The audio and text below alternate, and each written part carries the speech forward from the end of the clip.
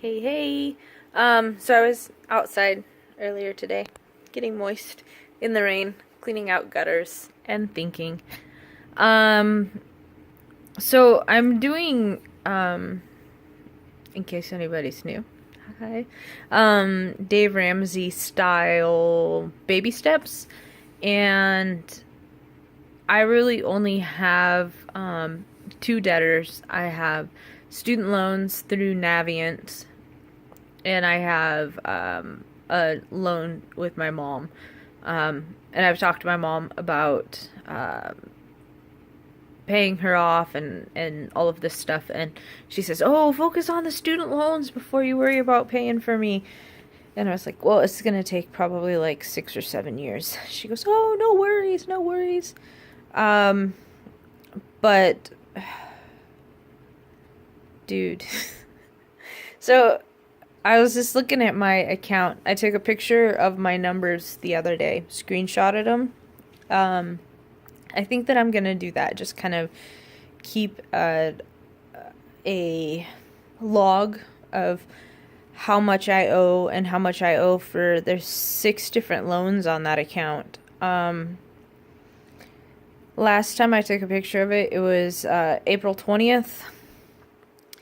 I just looked at it today. It's 6 days, and the difference is $26.50 added on in 6 days. What? Multiply that by 4 weeks, and like $106, $110 every single month, just in interest increases. So I'm thinking to myself, Dave Ramsey says to pay off the smallest loan first. So I'm thinking about cutting those 6 loans on that Navient account out and paying them off, like throwing money at one and then moving on to the next one, instead of just paying lump sum and have it get put onto whatever they decide they want to put it onto. So, oh, here it is. I'm keeping a log now of what my balances are. I don't think I'll do it weekly. I'll probably do it monthly, or maybe bi-weekly when I get my disability paycheck and when I get my paycheck. That'd be good triggers to go and look at those accounts. So I remember they look like they're backwards to me, but they look fine when you guys see them. So see if we can focus on this. Up here I wrote down the things that I have to pay. My rent, my phone bill, student loan minimum payment is, what's that, $58, $100, $400, and my car insurance is $110. That's car insurance and renter's insurance. That's $668 for my 4 walls. Which I guess that's not really a whole lot. Out where I live, you can easily drop $1,000 per month renting the type of place that I live in. So I think I'm doing pretty good.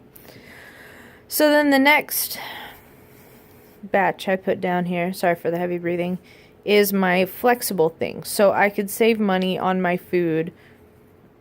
Why is this thing not? It doesn't look like it's focused for me. I guess it doesn't focus on this one. My critters, $30. Personal, $20. That'll be kind of, I treat them kind of like sinking funds. My cats tend to cost about, every other month I buy a $15 bag of food. Every 3 months I buy a $10 bag of litter for them. The rabbit, his food's like $18 and his litter's like $12. So, and then the fish, pretty much you spend $8 and you've got food for the year. So they're kind of like the cheapo pet if you want to go for it. And then my fuel is $100. I set $100 aside for fuel. The extra goes to my car repair, replace, maintenance fund. So that right there is, yeah, $350 on flexible. So I can save money on my food when I start growing my garden. I work at a school. I could probably get leftovers and things like that. Who knows? I don't know. There's always random things that, and get invited over to dinner a lot. But I don't want to be that friend. There's ways that I can save money on my food. Growing food will help. Critters, they're kind of set. Personal, $20.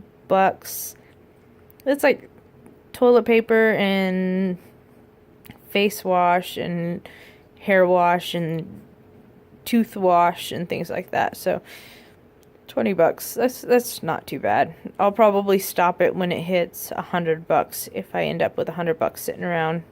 Fuel, the extra goes to keeping my car running. So I might be able to save what, say like 150. So that'd still be $200 there. So I'm also keeping track of my income minus the $668. That leaves me with, oh, here we go. What was that? 135. Oh, I can't even see what I'm doing. I'll move to the other side. So this is just kind of how I'm keeping track of, if I drop my bills down, how much money could I have? 677 is after, I'll flip this around. Okay, so I got my bills, I got my flexible things that I might be able to save money on this part. What's that part? Oh, my savings. Savings for a car payment, my co-pays. When that hits a certain amount, I'll stop paying into that. And that is $115. So might be able to save like another $115. And then the bottom one is things that I can drop and things that deep savings and droppable is what I called that. And that is my allowance, my rainy day, and my sock money. So that, God, why can't you see it? Focus on that instead of my face. Yeah, so, that is $250. My allowance, I really like having an allowance money to spend.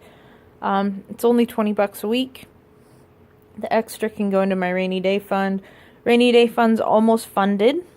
And then I'll only, whatever's left over of my allowance every week and at the end of the month. So when I pull out money, $100 for a 4-week month, then there's $20 to go in there. And my sock money, I'll stop that when it's at 500. It's only at 100 right now because I just started that. So that is $250. Why is this thing not? Okay, that's $250. Can get dropped down to $100. So over here, I just kind of wrote down my income minus each of these little categories and how much is left over. So I should be having $677 to throw at debt. I had $106 a month getting added on to my debt. Ugh, it's gonna take me forever. So that's like what, $550 a month actually goes towards paying down my principal, which I guess that's okay. That's all right. Man, this journey is gonna take forever, and I think I might just be nuking myself. Nuking is a Navy term for overthinking. So I might just be nuking this, overthinking it, freaking myself out, just get in and get it done. But I don't know. Doing math makes me feel better, and I think I might have just nerded myself into more anxiety. So I guess some things that I've got to look forward to is fully funding things and being able to throw an extra $100 at debt here and throw an extra $100 there at debt. And my emergency fund is only at $200 right now. So I'm still only on baby step 1, so I haven't even really started paying off my debt yet, but stick with the process. Stick with the process. Baby steps have numbers because you have to do them in a certain order.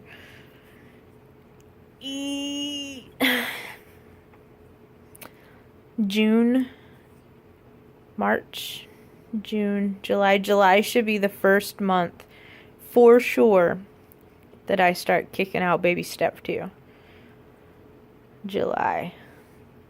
It's so close, yet so far away. Like, that's like 2 whole paychecks away. Oh gosh. Yep, I just think I nerded myself into anxiety. But anyway, don't forget to check on your balances. Maybe it might help people to sort out their budget in a fashion where it's the things that you have to pay, the things that you can adjust how much they are, the things that will get funded. For me, they're my sinking funds. They'll get funded and then you don't have to pay into them anymore. And then at the bottom, the things that are extra that you can cut out. I didn't even put on my Netflix and stuff on this. So it's like another $35. Not just Netflix. That's Netflix and Audible and another one that's for ebooks. I want to read books.